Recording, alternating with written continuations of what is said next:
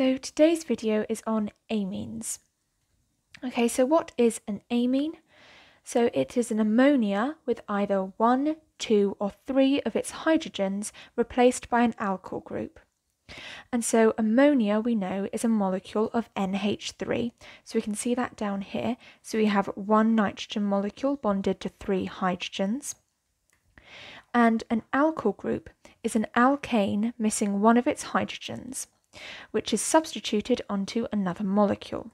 So we can see here we have our alkane methane, and if we take away one of the hydrogens, we end up with a methyl group, because this methyl group can now bond to another molecule. It can be substituted onto another molecule. So an amine is when an ammonia has either 1, 2 or 3 of its hydrogens replaced by one of these alkyl groups. So what are the types of amines? So the first type is a primary amine. So this is when one hydrogen on the ammonia is replaced by an alkyl group. So you can see its structure here. We have our nitrogen bonded to 2 hydrogens and one alkyl group. So this could be any alkane missing one hydrogen. So it could be a methyl, an ethyl, etc. Then there is a secondary amine. So this is when 2 of the hydrogens on the ammonia are replaced by an alkyl group. So you can see that here. And these 2 alkyl groups don't necessarily have to be the same. So one could be a methyl, one could be an ethyl, for example. And then there is a tertiary amine. So this is when all 3 of the hydrogens on the ammonia are replaced by an alkyl group. And you can see that here. So amines are basic. And basic and a base means that these species donate electrons, accept protons, or release OH- ions. And we'll go into how ammonium amines fulfill all of these properties later.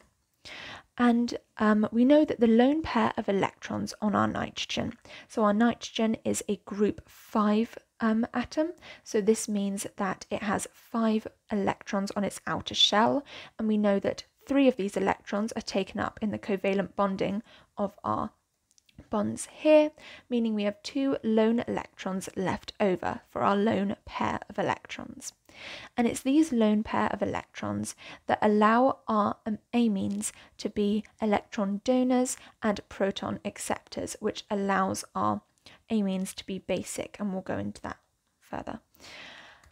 And it's also these lone pair of electrons that allows our amine to act as a nucleophile, and we'll go into that in another video. So now on to amine properties. So amines are soluble in water. So our nitrogen is more electronegative than our hydrogen. So this means that our nitrogen attracts the bonding electrons in our covalent bonds more than the hydrogen does. So this means that the bonding electrons will be closer to our nitrogen because it attracts them more, and this will induce partial charges. So our nitrogen will have a partial negative and our hydrogen will have a partial positive charge. And it's this partial positive hydrogen that we've induced that can now form hydrogen bonds with the lone pairs of electrons on oxygen atoms in water. So we know that hydrogen bonding is an electrostatic attraction between a positive hydrogen that we have now and a lone pair of electrons on a highly electronegative atom. And this could be oxygen, nitrogen or fluorine.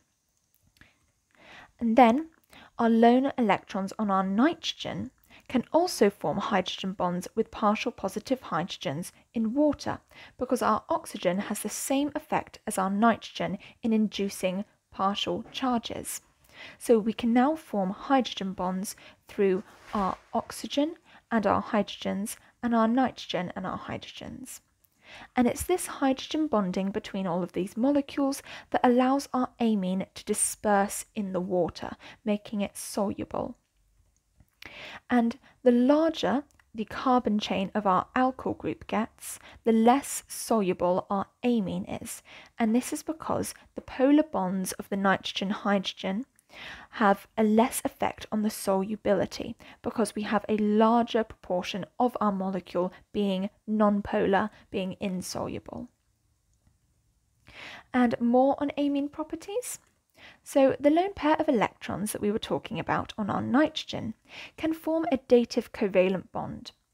And a dative covalent bond is where both of the electrons in the covalent bond are from one of the atoms.